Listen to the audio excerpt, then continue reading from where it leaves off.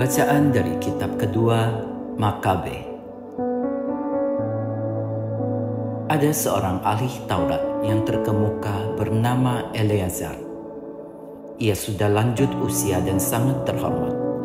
Ia dipaksa membuka mulutnya untuk makan daging babi, tetapi ia lebih mengutamakan mati secara terhormat daripada hidup ternista.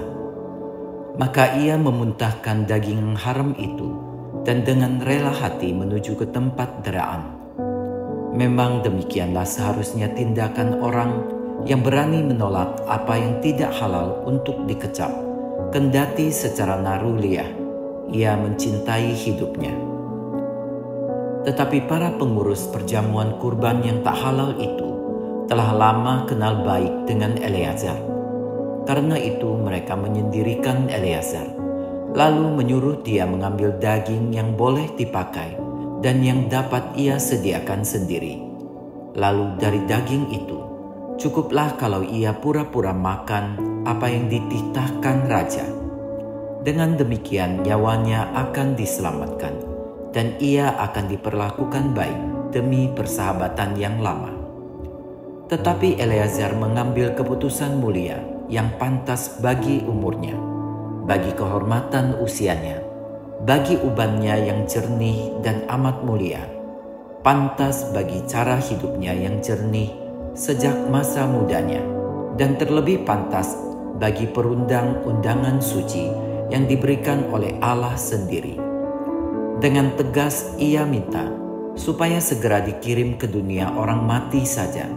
Kata Eleazar, "Berpura-pura tidaklah pantas bagi umur kami. Jangan-jangan banyak pemuda kusesatkan oleh karena mereka menyangka bahwa Eleazar yang sudah berumur 90 tahun beralih kepada tata cara asing. Boleh jadi mereka kusesatkan dengan berpura-pura demi hidup yang pendek dan fana ini. Selain itu, kuturunkan noda dan aib kepada usiaku. Kalaupun sekarang aku lolos dari dendam pihak manusia, tetapi tidak mungkin aku melarikan diri dari tangan yang maha kuasa, baik hidup maupun mati.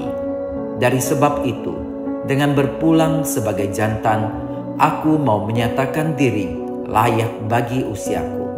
Dengan demikian, aku pun meninggalkan teladan luhur bagi kaum muda untuk dengan sukarela mati bagi hukum Taurat yang mulia dan suci itu." Setelah berkata demikian, Eleazar langsung menuju tempat siksaan.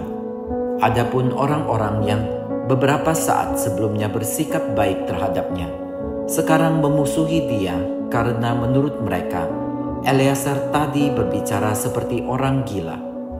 Sesudah didera sampai hampir mati, Eleazar mengadu, katanya, "Bagi Tuhan yang memiliki pengetahuan kudus, ternyatalah bahwa aku dapat meluputkan diri dari maut dan bahwa aku sekarang menanggung derita hebat dalam tubuhku akibat deraan ini.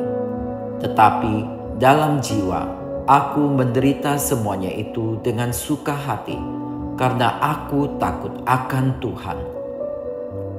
Demikian Eleazar berpulang dan meninggalkan kematiannya sebagai teladan keluhuran budi dan sebagai peringatan kebajikan, tidak hanya bagi kaum muda, tetapi juga bagi kebanyakan orang dari bangsanya. Demikianlah sabda Tuhan. Syukur kepada Allah.